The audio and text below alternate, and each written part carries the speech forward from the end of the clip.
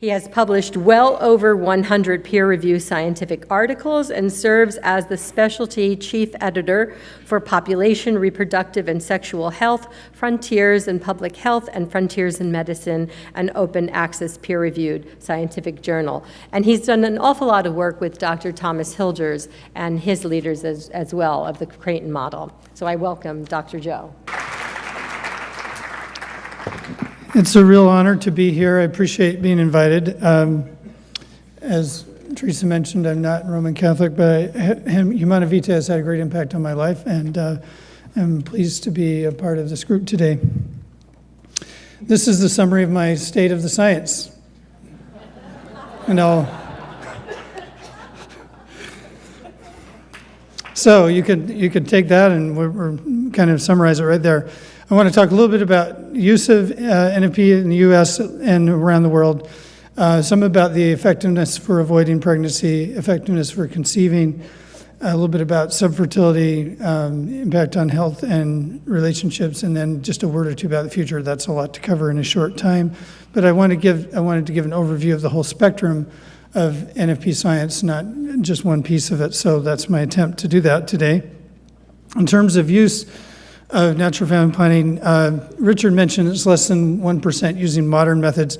If you include rhythm, and some of that is dubious in terms of how well it's understood and used, 2 to 3% of women in the U.S. are using some kind of natural or fertility method of some sort, including rhythm. It's you can see that it's not the people that are not reflective of the U.S. population generally. They're married, 2/3 married, more likely to be Hispanic, Catholic, more likely to have religion be very important in their life, and more likely to be open to pregnancy. So that they're a different group of people than the general population. About worldwide, it's a similar population, similar to 3%. It varies, of course, by country and region. One thing that we need a lot more data about are mobile applications, mobile phone apps, because those are exploding. A lot of them are not very good, but a lot of women are using them, and we need to know a lot more about who's using them and in what ways. I just anecdotally, I've done a number of studies, but 2 studies of multi-center studies, the Creighton model. I did one before around 96 to 2000, another one in 2009, 2011, about almost 20 years later. We found that there's a shift over time in the Creighton model, the number of couples learning it right off the bat, trying to conceive. And it went from 19% to double that. And studies I've and other people have done about interest in natural family planning among those who are not already using it show that the interest is higher for trying to conceive than to avoid. So now let's talk about effectiveness to avoid. I've been part the last couple of years of a systematic review team to look at this question, what the evidence currently is available for specific fertility awareness-based methods to avoid pregnancy as measured by unintended pregnancy rates, which is not a perfect measure, but it's the measure that's out there, so we are assessing that. It focuses on new users in the first year, and prospective, both typical, meaning all the users, all the women or couples in the study, and perfect use as those who use it consistently, correctly. I'm not going to go through all my colleagues on this on study. I'll say we represent a variety of both scientific disciplines, but also ethical or ideological perspectives. And to me, that's a valuable thing to work together to try to figure out the best evidence across different perspectives. There's a couple, at least one of the group is Catholic, and maybe 2, I'm not sure. So this systematic review group is a protocol. We developed a protocol that we registered in advance. That's the current standard for systematic reviews, and did a systematic search across a number of electronic databases for medical literature. We came up with a formal quality framework for the research question. That's important. This is specific to this question of unintended pregnancy. And these are 13 criteria. So if a study doesn't make a certain level of quality for this research question, it doesn't mean it was a bad study. It just meant it didn't answer this question the way we were looking at it. These criteria there's too much detail to go into them for you today, but that will be coming out, and it's also, I can send you more details individually if you're interested. Each of these studies were reviewed by at least 2 team members independently, and then we resolved conflicts together or through the group. So these are the studies that we've looked at. With the quality criteria, we ranked each study as high, moderate, or low. And we had about 50 studies. It turned out that none of the studies hit high quality, including the couple I did. None of them got to the high quality ranking, again, for this specific question of unintended pregnancy. So these are the studies by method. You can see the standard days, calendar rhythm. None of those got to moderate quality. The crate model studies I was involved in were judged not to address the question of unintended pregnancy, they address other questions. 2-day method, Billings ovulation method, basal body temperature, symptothermal, and then the specific symptothermal method known as Sensiplan, Marquette, and others. This is our, and I'll let you memorize this for a minute. This will be coming out for those who want to look at all the details, but let me just point out a couple things. The lowest typical use pregnancy rates, that's all users, all new users over a year time. So pregnancy rate per 100 women years. The lowest come out of the Marquette studies, some of the Marquette studies, and the Sensiplan out of Germany and Europe. And then we have sort of intermediate rates. These are all about under 2%. And then this is a 10% mark, somewhere around the 10%, 10 to 20, 10 to 15% for the Georgetown standard days and 2-day studies. And then for billing studies, it's a lot more variable. Some are pretty low, some are pretty high, and I'll come back to that a little bit. What is that variability? Is it about the method, or is it about who we're studying? And then same thing with symptothermal. There's a range, other than Sensiplan is in the low, and then the other symptothermal studies. Now we're on a different scale for perfect use pregnancy rates. This is the pregnancy rates for people who use the method consistently and correctly to avoid and don't, quote, take chances or whatever you want to call the term of not using it consistently, correctly to avoid. This is a different scale here. So now we have 15 per 100 women years here, 10, 5, and 0 here. And you can see, again, the lowest ones are the Sensiplan under 2%, and one of the Marquette studies at 0. And then the lowest billing study is at about 3% here, a little under. And then you have some of the other, again, the standard days 2-day method here in the under 5% range. So our conclusion from this is there are no high quality studies, some moderate quality studies. The typical use pregnancy rates, which are based on the concept of unintended pregnancy, are a wide range for across all the methods. They range from 2% to 30+%. The perfect use pregnancy rates are all under 5% for, and some are under 1%, except for the persona, which is kind of a special case, and some are under 1%.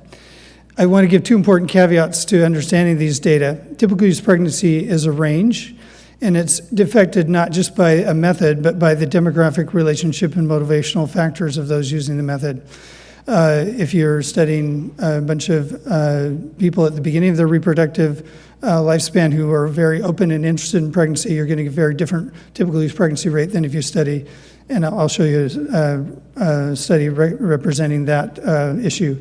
And then unintended pregnancy itself is a heterogeneous concept that is the concept people use in the family planning contraceptive literature. So it's important to do that for comparison relationship relating to it. But it's also important to understand that it does not capture the whole reality, especially of natural family planning use. So here's a very old study by John Marshall that Dr. Faring mentioned, Dr. Marshall's early work for the basal body temperature method, but it illustrates very nicely this issue. These were women using the basal body temperature method of NFP. And you can see the pregnancy rate for those that were 20 to 24 was 28.3 per 100 women. And then the pregnancy rate for those who were 35 to 39 is 0.8, under 1%. This is not all biology. This isn't women just getting less fertile as they get older. This has to do with their level of motivation and behavior. These women also had, on average, about 3 prior children. So this was not, this is a stark demonstration of how the actual characteristic of the users affects the pregnancy rate more than the method itself. That's a really important concept. Also, the concept of unintended pregnancy, from the National Survey of Family Growth, there's a question that classifies pregnancies as mistimed, and unintended pregnancies are classified as mistimed plus unwanted.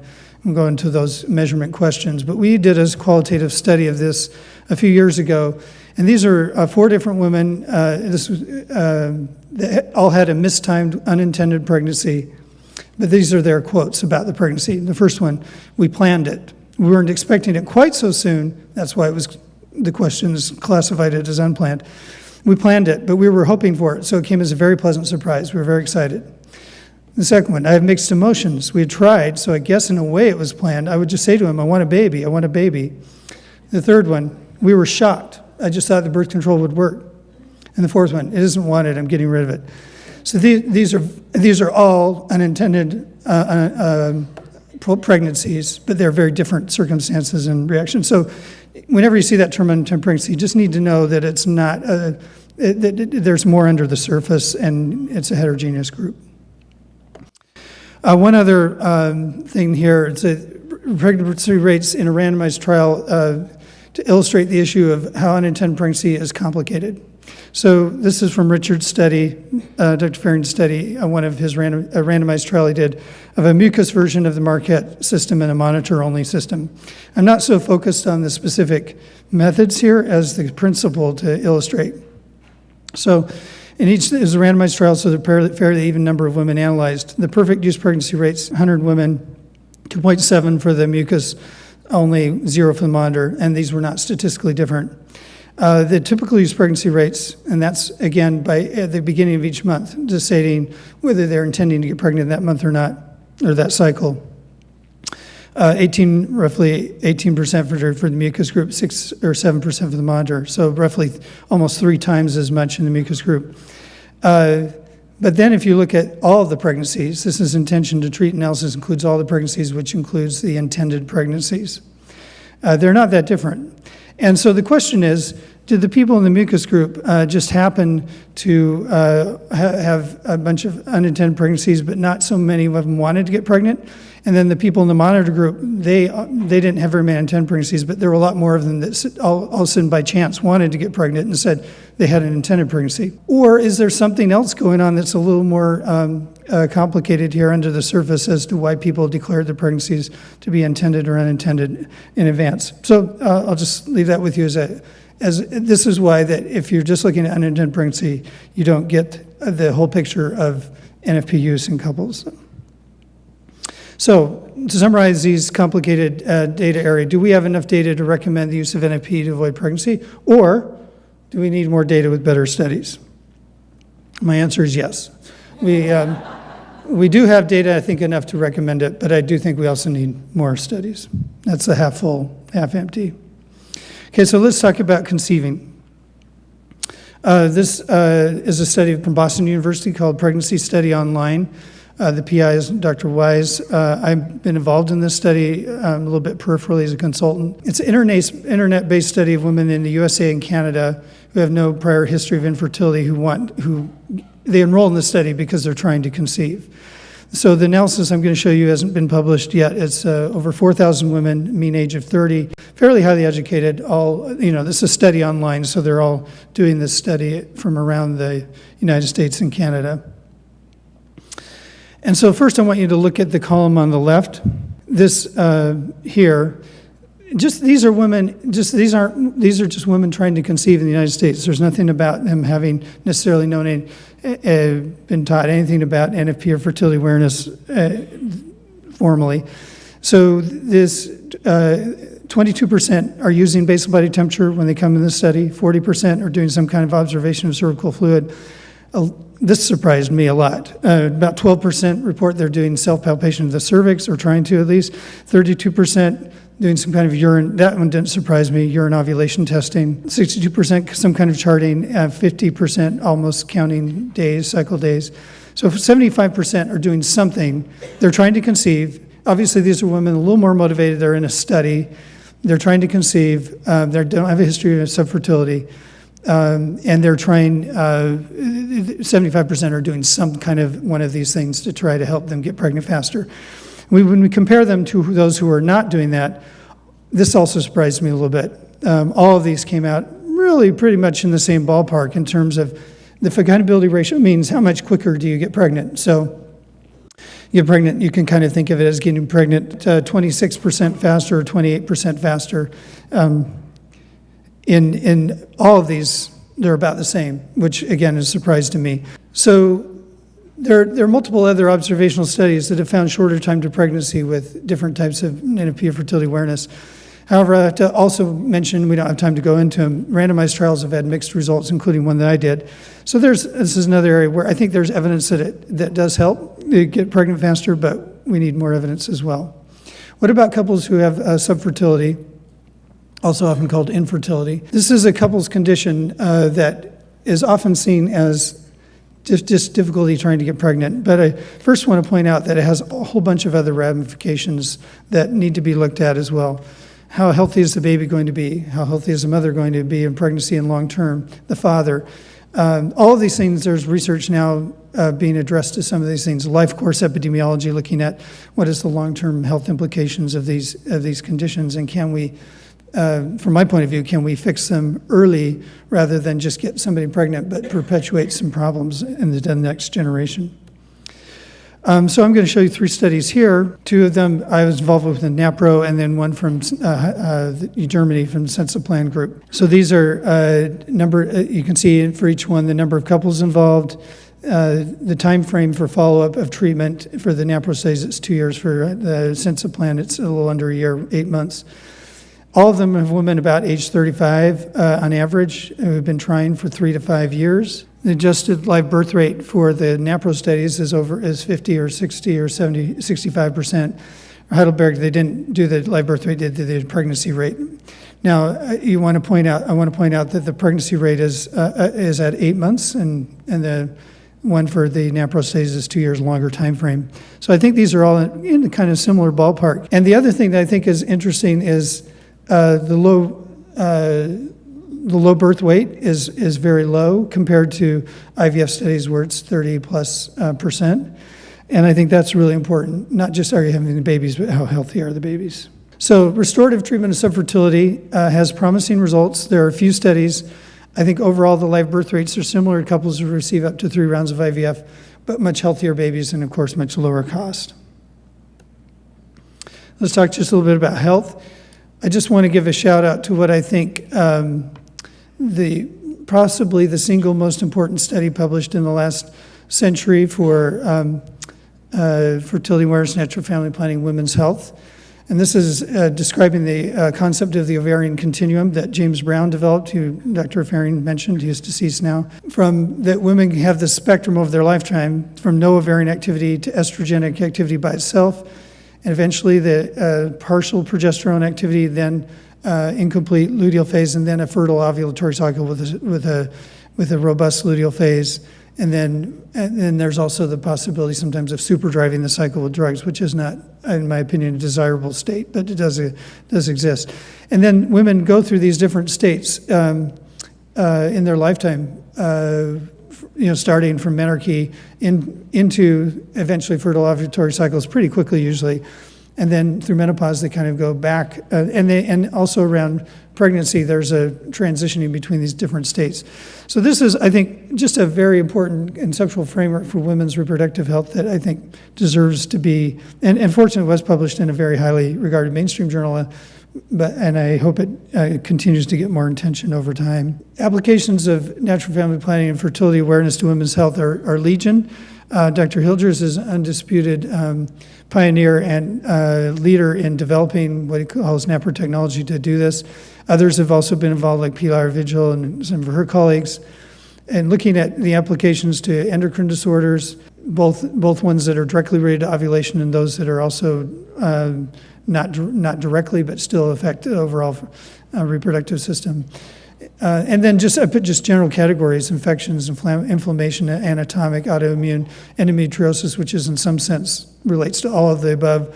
These are all really important ways that NFP will allow women and health professionals and physicians to become partners in better addressing these conditions in a restorative way rather than a very ineffective, in most cases, ways that has been done in conventional medicine. So just one quick word about relationships. I think it would be remiss not to talk about the fact that natural family planning has a huge impact on the couple's life and their children and their families. And we need a lot more research in this area. There's a small body of research, and most of the good research, a lot of the good research has been by my colleague, Dr. Richard Fehring. This is just one of his studies that looked at couples in the United States, every use of NFP. Now you have to, this is not, and never have use of NFP and the divorce rates. And this doesn't look like doesn't look like dramatic difference, but that is quite a big difference in a population-based study. This came out of the National Survey of Family Growth in the United States. And then also the risk factors, odds for divorce, if ever having had abortion and using the pill or having been sterilized. 2/3 the risk of a divorce if you're using natural family planning. 2/3 if you're attending church, which that's part of the difficulty. Can you, or even should you, try to disentangle those two factors? Obviously, there needs to be a lot. This is an area I think that is really wide open for some really good social science and qualitative research. In general, several studies show mostly positive impact, but they're small. Most of them have severe selection bias. This is a wide open field for more research. So just a couple words about what I think needs to happen in the future, what I hope to see happen in the future, and hope to be part of training future scientists to do some of this. So we've got again, this is half empty, half full kind of thing. We've got to just recognize kind of our context that we're in scientifically.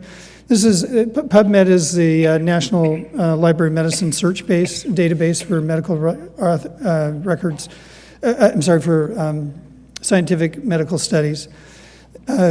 If you use the term natural family planning, you have 484, this is of a few days ago, 484 studies published indexed under that term.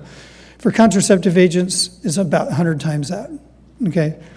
Natural procreative, just as a term, 23, cooperative reproductive, 29, restorative reproductive, 1. The IVF study is about 1,000 times that. So we have a little bit of a discrepancy in terms of what we can develop a lot more, need to develop a lot more publications and data. So we have a long way to go. These are the areas I hope to see happen in the future. More about motivations, intentions, and behaviors and how they relate to pregnancy rates. Relationships, communication, diet, lifestyle, environment, how that affects the cycle. Simple methods and detailed methods both need to be developed and tested further. Use with medical evaluation and treatment.